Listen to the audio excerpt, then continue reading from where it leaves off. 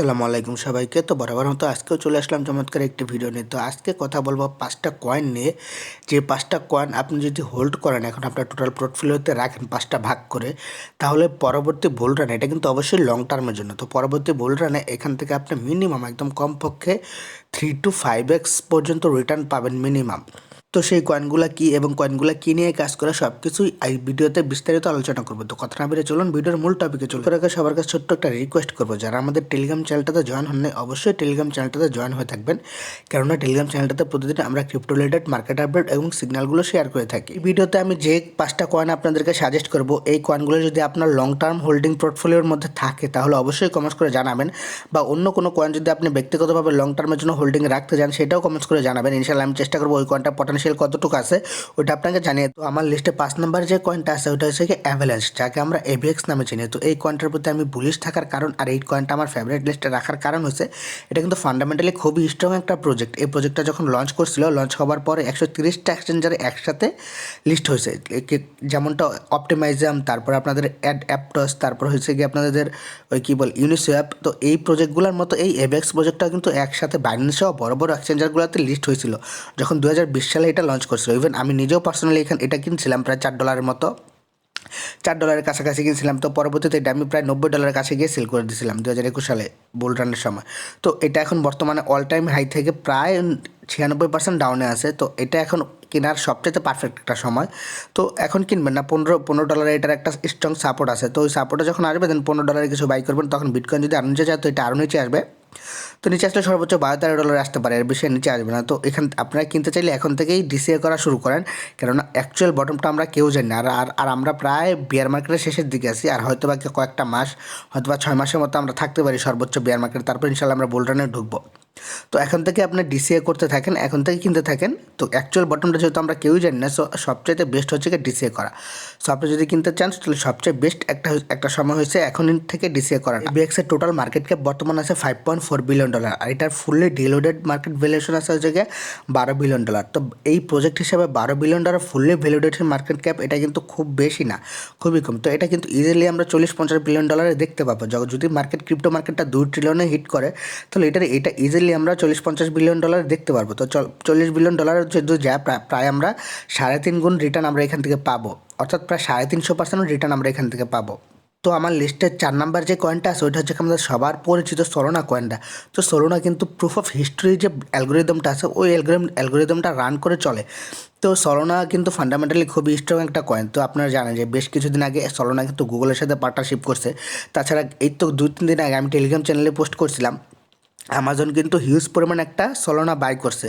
তো সোলোনা যদি নর্মাল কোনো কোম্পানি হইতো তাহলে কিন্তু আমাজনের মতো একটা জায়ান্ট কোম্পানি সোলোনাকে বাই করতো না। তো এখন বলতে পারেন যে আমাজন বাই করছে বলে কি আমি বাই করতেছি, না, ব্যাপারটা এরকম না, কারণ সোলোনাতে আমি খুব আগে থেকেই বলিস। তাছাড়া সোলোনার পটেনশিয়ালটাও খুব হাই, কেননা সোলোনাতে অনেক বড় বড় Web3 প্রজেক্টগুলো লঞ্চ করতেছে, এনএফটি প্রজেক্টগুলো লঞ্চ করতেছে। মূলত এনএফটি প্রজেক্টটা প্রায় 50-60% দাঁড়িয়ে আছে সোলোনার উপরেই।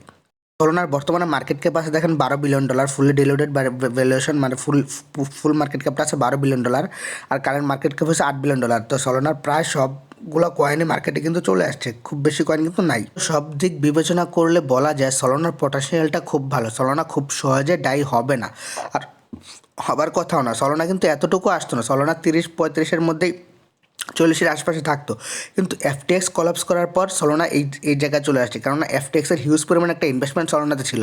তো এফটিএক্স যখন কলাপস করলো তখন তারা লিকুইডিটি থেকে বাঁচার জন্য মূলত তাদের হোল্ডিংয়ে থাকা সোলোনাগুলো সেল করে সোলোনাকে প্রায় 50% ডাম্প করে দেয়, $30 থেকে $15 নামায় দেয়। কিন্তু সোলোনা কিন্তু ঘুরে দাঁড়াইছে, দেখেন সোলোনা কিন্তু সেই $10 নামছিল, তো $10 থেকে উঠতে উঠতে $23 চলে আসছে। তো এটা আরও উঠবে পরবর্তী বুল রানে। আমি আশা করি সোলোনা তার অল টাইম হাইকে হিট করবে। তো সোলোনার অল টাইম হাই কত ছিল আমি যদি এখানে দেখি, সোলোনার অল টাইম হাই ছিল $259। তো আমি আশা করি পরবর্তীতে সোলোনা $259 তো ক্রস করবে, $300 ডলারও টাচ করবে পরবর্তী বুল রানে। তো আপনারা ইজিলি এটাকে ডিসিএ করতে পারেন। অবশ্যই আপনার নিজের রিস্ক মতো নিজে অ্যানালাইসিস করে করবেন। আমি কোনো ফাইন্যান্সিয়াল অ্যাডভাইসার না, আমি জাস্ট আমার নিজের মতামতগুলো আপনার সাথে শেয়ার করতেছি। তো আমার লিস্টের 3 নম্বরে যে ফেভারিট কয়েনটা আছে ওটা হচ্ছে গিয়ে বিএনবি। তো বিএনবি নিয়ে কথা বলার তো কিছু নাই, বিএনবি সম্পর্কে আপনারা সবাই জানেন, তারপরেও একটু বলি।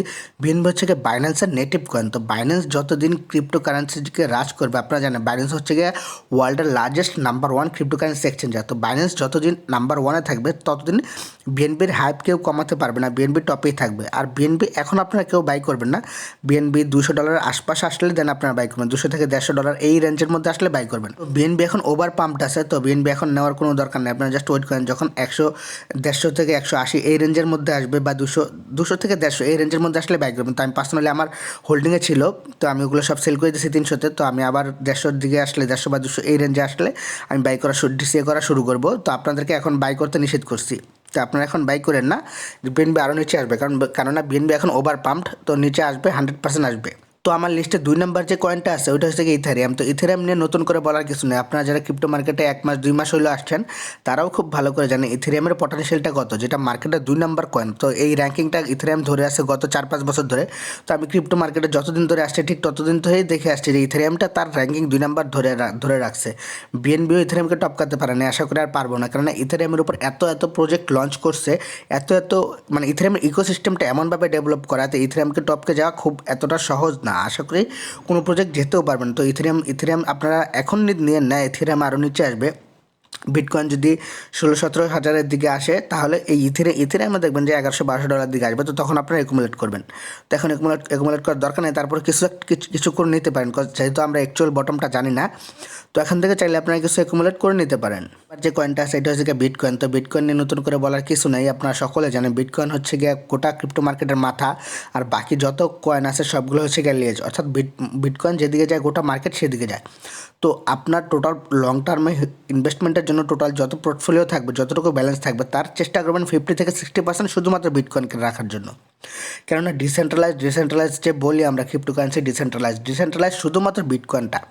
এছাড়া মানে বিটকয়েন ছাড়া এই যে মার্কেটে দেখেন এখন বর্তমানে কয়েন আছে কত 12,000, কয়েনকে কত আছে 12,000, আর কয়েন মার্কেট ক্যাপে আছে প্রায় অলমোস্ট 30,000-এর মতো। তো 30,000 কয়েনের মধ্যে বিটকয়েন বাদে বাকি যত কয়েন আছে সবগুলাই কিন্তু সেন্ট্রালাইজ, তো কোনো না কোনোভাবে সেন্ট্রালাইজ। তো ওটা আমি অন্য একটা ভিডিওতে আমি একদম লাইভ প্রুফ সহ দেখাবো যে কীভাবে কয়েনগুলো সেন্ট্রালাইজ।